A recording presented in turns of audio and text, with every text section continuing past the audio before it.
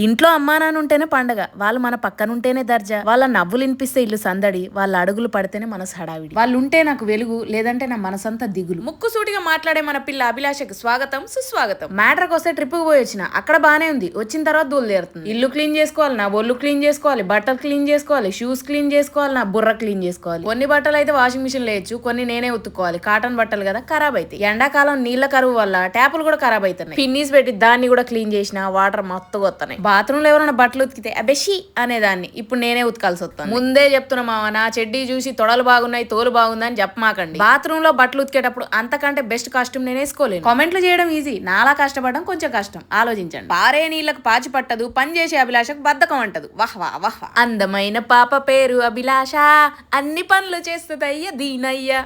తిట్టుకున్నా పౌడుకున్నా ఏదో ఒకటి వేసేద్దాం మనమే. నడి ఎండలో చెరువు దగ్గరికి పోయి బండల మీద బట్టలు ఉతికేది మా అమ్మ. ఇలాంటి పనులు ఎలా చేస్తారు మా అని స్టైల్ కొట్టుకుంటూ మా అమ్మ ముందు కటింగ్లు ఇచ్చేది. ఇప్పుడు చూడు నా పరిస్థితి. ఈ వీడియో మా అమ్మ చూస్తే మాత్రం మస్తు ఖుషి అవుతుంది. సర్లే, బాధలు ఉండడం తప్పు కాదు, కష్టాలు రావడం కొత్త కూడా. ఎందుకంటే బాధలు లేని మనుషులు ఉండరు కాబట్టి. ఆ బాధల్లో కూడా ఎవరు పట్టించుకోకపోయినా మనంతట మనం వెళ్ళి నేచి నిలబడి మన పని మనం చేసుకోవడం ధైర్యం అంటున్నారు. ఇంతే మా లైఫ్. నేర్చుకోవాలి, ఓర్చుకోవాలి, కోల్పోవాలి, కోలుకోవాలి, ఏదేమైనా అన్ని తట్టుకోవాలి. ఎస్, ఒక్క మంచి మాట, మనకున్న దాంట్లో ప్రశాంతంగా బతికి చూపిద్దాం. అవతల బలిసినోడు కూడా కుళ్ళుకుంటాడు. ఇలాంటి లైఫ్ మనకు లేదేంట్రా. సో మరి ఇంకేంటైతే వంట పని ఆరంభికులామా.